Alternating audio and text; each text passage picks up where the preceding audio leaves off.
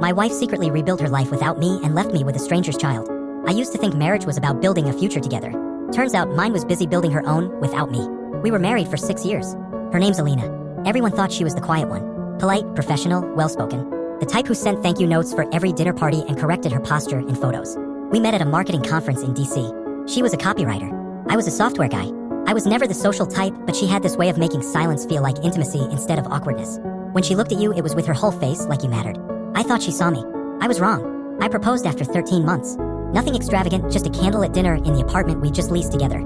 She said yes. Cried even. We had a modest wedding. She didn't want anything flashy. I just want it to be about us, she said. She always said that, just us. I look back now and realize how isolating that phrase was. She didn't like my parents. Too loud, too critical. She said they didn't respect boundaries. So I stopped inviting them. She didn't like my college friends. Too immature. Always joking around, too much drinking. So I stopped seeing them too. Eventually, it was just us. At first, I thought it was romantic. We did everything together. Grocery runs. Sunday walks. Friday night movies. But over time, I realized how small my world had become. Still, I didn't question it. Because she loved me. Right? Things started to shift the year I turned 33. She started getting distant. Not all at once, just little things. No more morning coffee together.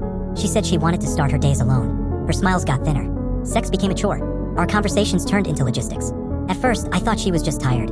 She said work was draining her. So I offered to take on more housework. I started making her dinner every night, trying to reignite what we had. She always said thank you, but the warmth was gone. Then came the business trips. She started flying out more often. Always last minute. Always for a client crisis. I believed her. Because that's what trust looks like, right? But one night, something weird happened. She left her laptop open while she was in the shower. I wasn't snooping, I swear to God I wasn't. But a Slack notification popped up. It was a message from someone named M. M, I miss you already. The bed's cold without you. I stared at the message. My throat went dry. When she came out of the bathroom, I just looked at her. She looked back, and for a second, I thought I saw something flicker in her expression. But she smiled and asked if I wanted tea. I didn't ask her about the message. I don't know why. Maybe I was scared of confirming it. Maybe I was still hoping it was something innocent. Maybe I just wasn't ready. I should have been. 3 months later, she told me she was pregnant. I'd always wanted to be a father. We talked about it during year 2 of our marriage. She said she wasn't ready. Said maybe in a few years. But now here she was glowing. And yet I didn't feel anything. No excitement. Just confusion. Because she didn't want me touching her anymore. Said it made her nauseous. That it wasn't personal. I told myself it was hormones. That she was just tired. But then, in a moment of weakness, I opened her email. It was all there. She had an entire digital life. A joint Dropbox folder with another man.